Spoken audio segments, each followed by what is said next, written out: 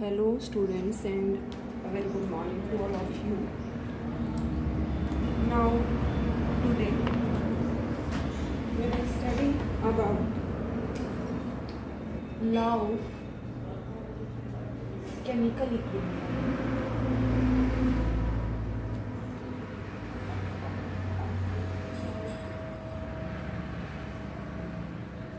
This is our today's topic, law of chemical equilibrium. So बेटा जैसे मैंने आपको पहले ही बताया है, अकॉर्डिंग टू इक्विलिब्रियम जब हमने स्टडी किया था लॉ ऑफ मास एक्शन के अंदर, तो हमने क्या स्टडी किया था, जो रेट ऑफ रिएक्शन है वो प्रोपोर्शनल होता है product of active masses of the reactants. And what about this, suppose A plus B, these are reactants and these reactants will form C plus B that are products. Okay, तो इसका मतलब क्या है, equilibrium पर suppose जो equilibrium पर मास है, जैसे A का मास ये A है, mass of B is represented by B, mass of C is represented by C and mass of B is represented by D. कब है ये, this is mass at equilibrium. Okay, suppose हम इनका मास equilibrium पर इतना consider कर दें. जिस रेट पर ए और बी रिएक्ट करते हैं, rate at which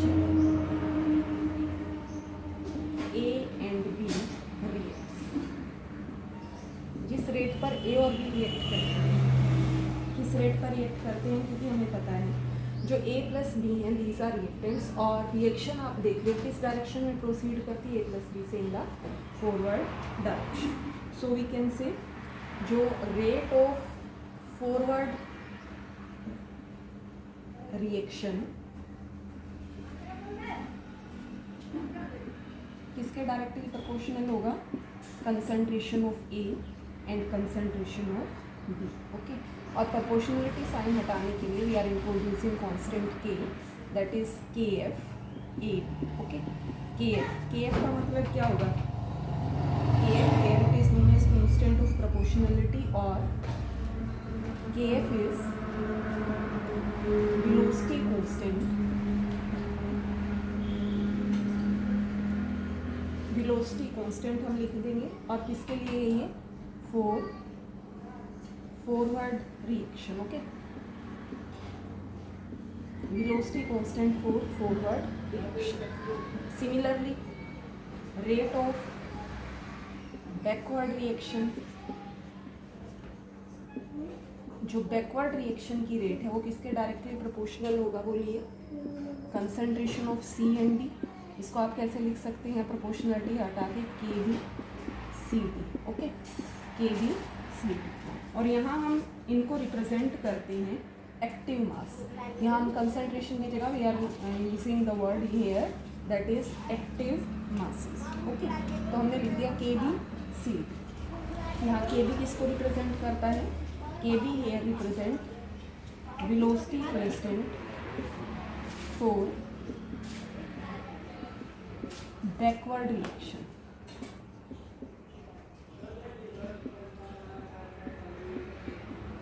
okay, so now equilibrium पर एज वी हैव स्टडीड, जब इक्विलिब्रियम होता है तो हमेशा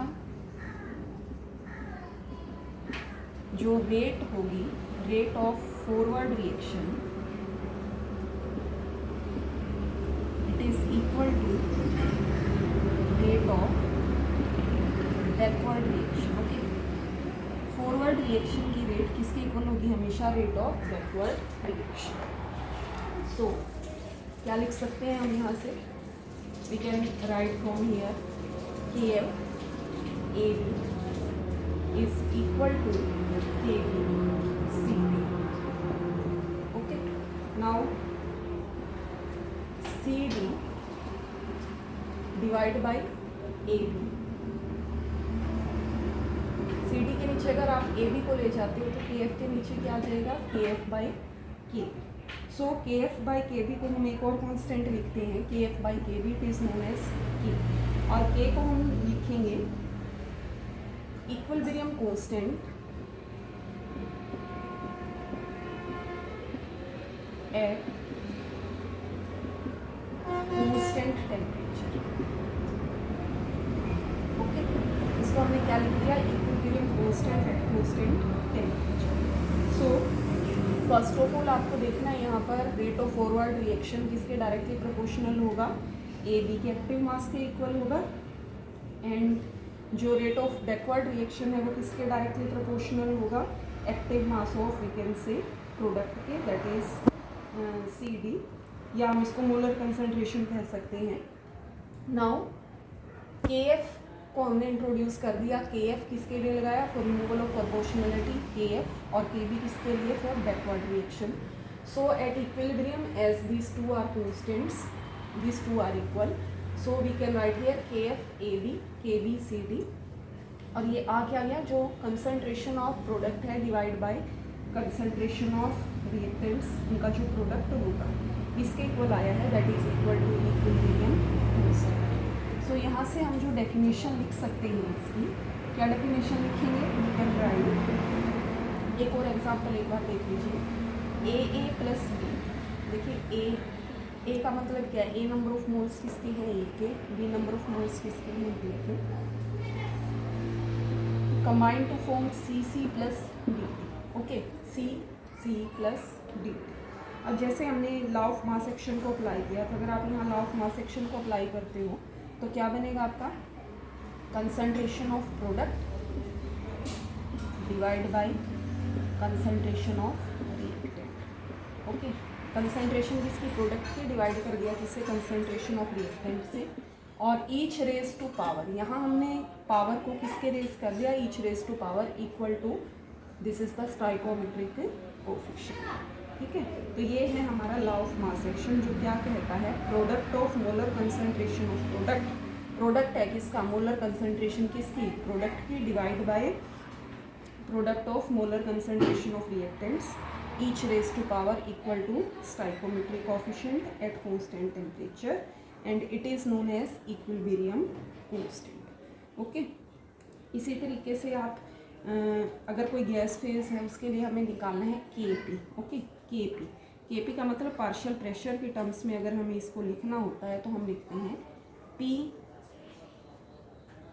सी सी। देखिए पी का मतलब in terms of partial pressure, तो P C C P B D divide by P A and P B.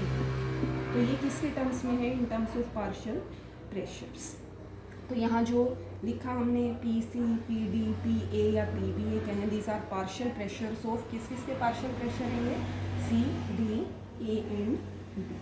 Okay, तो आगे जो नेक्स्ट हम स्टडी करेंगे इसी के टर्म्स में, देखिए इसके अंदर जो लॉ ऑफ मास एक्शन है उसमें सीधा है, जो रेट ऑफ रिएक्शन है वो डायरेक्टली प्रोपोर्शनल है किसके, एक्टिव मास ऑफ रिएक्टेंट, सिर्फ रिएक्टेंट्स के। यहाँ पर जो इक्विलिब्रियम कांस्टेंट है वो किसके इक्वल होगा, concentration of product divide by concentration of reactant. अब जैसे हमने नेक्स्ट हम स्टडी करेंगे इसके बाद, इक्विलिब्रियम के बाद, what is relation between Kp and Kc। Kp जैसे मैंने बताया, Kp को हम डिनोट कर रहे हैं पार्शियल प्रेशर है इक्विलिब्रियम पर, और Kc क्या होगा, इक्विलिब्रियम कांस्टेंट, और जिसको in terms of Kp means partial pressure के टर्म्स में कांस्टेंट, Kc का मतलब in terms of concentration. Okay, so हमने एक रिएक्शन लिख दी, A plus B forms XX plus Y. Okay, ये रिएक्शन लिख दिया। अब अगर आपको इसकी कंसंट्रेशन निकालनी है सिंपल, Kc, ठीक है, इन टर्म्स ऑफ कंसंट्रेशन, तो आप क्या लिखोगे, बोलो, Kc किसके इक्वल होगा, कंसंट्रेशन ऑफ प्रोडक्ट, क्योंकि ये प्रोडक्ट है, each raise to power equal to stoichiometric coefficient. Coefficient क्या है इसका, x का x, y का y divide by concentration of reactant. Okay, same रहेगा बिल्कुल, Kc की वैल्यू आ जाएगी XX YY AA BB। Okay, अगर आपको इसी को C कंसंट्रेशन की टर्म्स में आगे फर्दर अगर और लिखना है सिंपली, तो आप इसको देखिए ऐसे लिख सकते हैं, C कैपिटल आएगा, X की power X। Okay, C concentration की टर्म्स में आप याद रखेंगे C X की power X dot C Y की पावर वाई, सी ए की पावर ए, सी बी की power B. Okay, in terms of concentration आप ये ध्यान रखेंगे। बाकी सेम है बिल्कुल, concentration of product divide by concentration of reactant. Concentration की टर्म्स में आप सी लगा देंगे। ओके, सिमिलरली अगर मान लीजिए आपको के पी प्रेशर की टर्म्स में इसको लिखना है तो आप कैसे लिखेंगे? सी की जगह जाएगा P, P X X dot P Y Y upon P A and P B. Okay, in terms of pressure. As we know, जो आइडियल गैस इक्वेशन है हमारी वो क्या कहती है? P V equal to N R T. Okay, P V equal to N R T, pressure into volume, that is number of moles multiply gas constant multiply by temperature. अगर आपको pressure किसके equal आ जाएगा? N by V R T, P equal to N by V R T. और N by V क्या होता है? Number of moles divide by volume. इसको हम सिंपली लिख सकते हैं सी। सी का मतलब क्या है? Concentration. Okay, number of moles divide by volume of solution in litres, तो हमने क्या लिख दिया? इसको कंसंट्रेशन लिख दिया।